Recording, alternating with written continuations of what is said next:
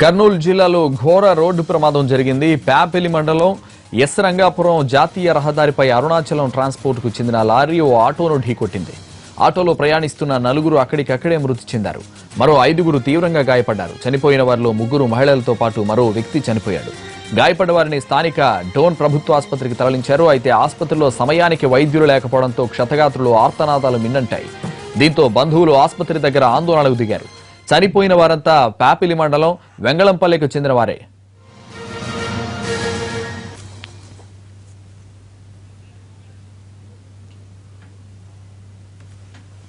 కర్నూలు డోన్ ఆసుపత్రి దగ్గర ప్రస్తుత పరిస్థితిని మా ప్రతినిధి చంద్రశేఖర్ అందిస్తారు. చంద్రశేఖర్, క్షతగాత్రులను ఇప్పటికైనా ఆసుపత్రిలో చేర్చారా? వైద్య సిబ్బంది ఏమంటున్నారు? దీనిపై ప్రస్తుతం వాళ్ళ పరిస్థితి ఎలా ఉంది?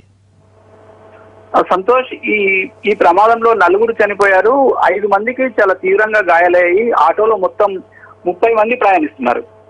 ఈ ప్రమాదానికి ప్రధాన కారణం ప్రియా సిమెంట్స్ చెందిన అరుణాచల్ ట్రాన్స్పోర్ట్ లారీ చాలా వేగంగా డ్రైవర్ నిర్లక్ష్యంగా డ్రైవింగ్ చేయడంతో ఈ ప్రమాదం జరిగింది. ఆటో డ్రైవర్ బాధితులు చెబుతున్న కథనం ప్రకారం అయితే ఆటో డ్రైవర్ రోడ్డు వైపు నుంచి పూర్తిగా ఎడం వైపుకి వచ్చి కిందికి దిగే ప్రయత్నం కూడా చేశాడు. అయినా సరే లారీ అటువైపే వచ్చి ఢీకొట్టిందని బాధితులు చెబుతున్నారు.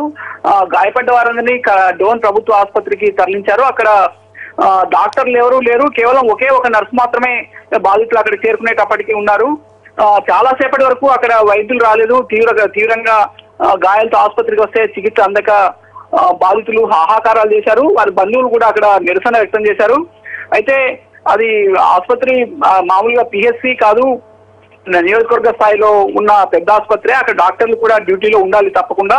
అయినప్పటికీ డాక్టర్లు లేకపోవడంతో రోగుల పరిస్థితి చాలా దారుణంగా ఉంది. 5 మందికి మాత్రం చాలా సీరియస్ ఇంజురీస్ అయ్యాయి. వారి పరిస్థితి చాలా దారుణంగా ఉంది. సంతోష్. Thank you Chandrasekhar.